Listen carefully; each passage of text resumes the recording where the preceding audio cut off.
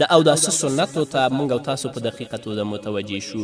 همدارنګه هغه څیزونو ته متوجه یو چې هغه باندې اودس ماتیږي یا هغه څیزونه چې په هغه باندې اودس مکرو کیږي یا هغه څیزونه چې په هغه باندې اودس نه ماتیږي، ډیر په دقیقه توګه باندې متوجه شو تر څو زموږ مونځ صحیح مونځ وګرځي. قدرمن اورېدونکو، د خپرونې په دې وخت کې راځو لنډې دمې ته. دمې نه وروسته زموږ خپرونه دوام لري. په دې هیله چې تاسو هم زموږ ملتیا وکړئ.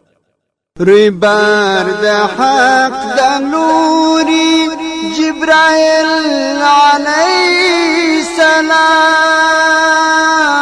السلام، جبرائیل علیه السلام، او یا زر ملکو لاس پر نام نیولیو، لاس پر نام نیولیو، حبیب چې و معراج ته پاک الله بللیو، پاک الله بللیو، گلشن پا آسمانوں کی فرشتو جوڑ کړي وو، فرشتو جوړ کړي وو. قدرمنو اوریدونکو، بیا هم زموږ سلامونه او نیکی هیلې ومنئ. د اودس کولو په وخت کې که د چا په غاښونو کې سپین زر یا سره زر لګېدلي وي، د هغه ویستل ضروري نه دي.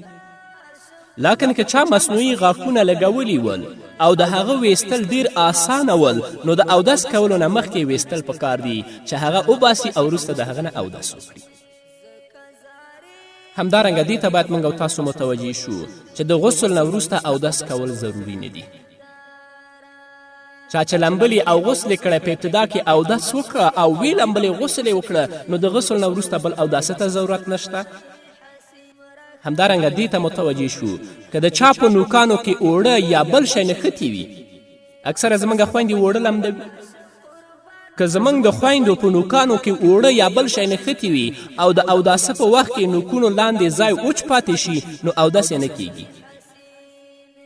او که په داسې اودس باندې زموږ یو مسلمانه خور یا ورور چې د هغه په لاسونو کې نوکانو کې څه شی نښتي وي او هغه ځای لوند نشي، نو په داسې اوداسه باندې مونځ هم نه کیږي، ځکه چې اودس نه ده شوی نو مونځ به څنګه وشي. او دا د رنګ ناخون حکم هم دی. هغه خویندې چې رنګ ناخون لګوي که 100 واره هم اودس وکړي، د هغو اودس نه ده شوی، نو چې اودس نه ده شوی مونځ به چېرته وشي. همدارنګه که چاته د اودس کولو نه وروسته دا خبره معلومه شوه چې کوم ځای ورڅخه وچ پاتې شوی دی، د هغه ځای وینځل پکار دي. سلف پر لاس راکش کولو باندې هغه ځای نه لمدېږي او کفایت نه کوي، بلکې د هغه ځای وینځل پکار دي.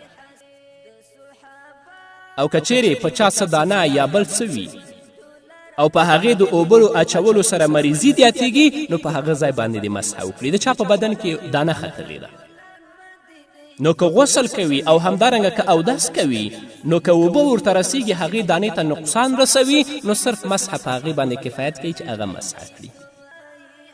همدارنګه که چیرې د دانې د پاسه څه پټۍ لګېدلې وي یا په هغه باندې شی تړل شوي وي او د هغې په خلاصولو څه تکلیف وي، نو مسحه کول روا دي چې په هغې پټۍ او په هغه پلستر باندې مسحه وکړي. او په موضوع باندې مسحه کول جایز دي.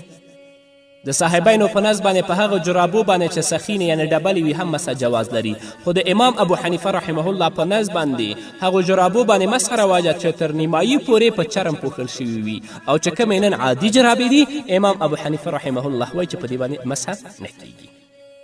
او که چاته تکلیف وي چې همیشه د هغو نه د متیازو څاڅکي تویږي یا د هغه کم زخم وي چې هغه نه همیشه وینه روانه وي، نو په هغه وخت کې اودس کول پکار دي. په کوم وخت کې چې دغه وینه ودرېږي او د متیازو څاڅکي وچ شي، او که وینه نه درېږي او همدارنګه متیازو څاڅکي نه درېږي، نو اودس دې وکړي. البته د هر مانځه دپاره به بیل بیل اودس کوي، تر څو چې د لمانځه وخت نه وي خارج شوی، نو په دغه اوداسه باندې نفل هم کولی شي او همدارنګه هر ډول لمونځ پرې کولی شي. خو چې وخت د مانځه وته بیا اودس مات دی، نو بل مانځه دپاره به بیا دا ځانګړی اودس کوي. په مخکینۍ خبرو کې ما تاسو ته مسحه یاده کړه. د مسحې معنا لاس راښکل دي، او په شریعت کې په خاص ځای لاس راښکلو ته مسحه وایي. او د مسې کولو څو صورتونه دي. لومړی هغه مسه ده چې د اوداسه پر وخت په سر باندې کیږي چې هغه فرض ده. دویم هغه مسه ده چې د زخم یا پر پښو باندې د موضوع له وجې نه لازمیږي چې د هغې څو صورتونه دي. که چیرې په بدن باندې د زخم دانه یا په هغه کې کوم بل زخم وي او د اوبو په اچولو سره تا ته نقصان رسیږي نو په هغه ځای لاس راښکل کافي دي. او که چیرې د لاس راښکلو هم نقصان و چې تا په هغه زخم باندې خپل راس راکاږو تاسو ته تکلیف در رسېده نو همدا ځای همدغسې که پرېږدې هم دې اودس کېږي چې مسه ونه کې. فقه اسلامي په 4 صفحه کې دا لیکلي دي.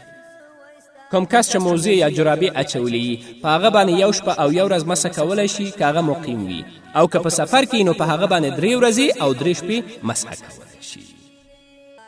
او هغه څوک چې بې اودسه وي هغه قرآن کریم ته هم لاس نشي ورولی، د شکر سجده د تلاوت سجده هم نشي کولی، قرآن کریم هم لیکلی نشي او همدارنګه د ترجمې والا قرآن کریم ته د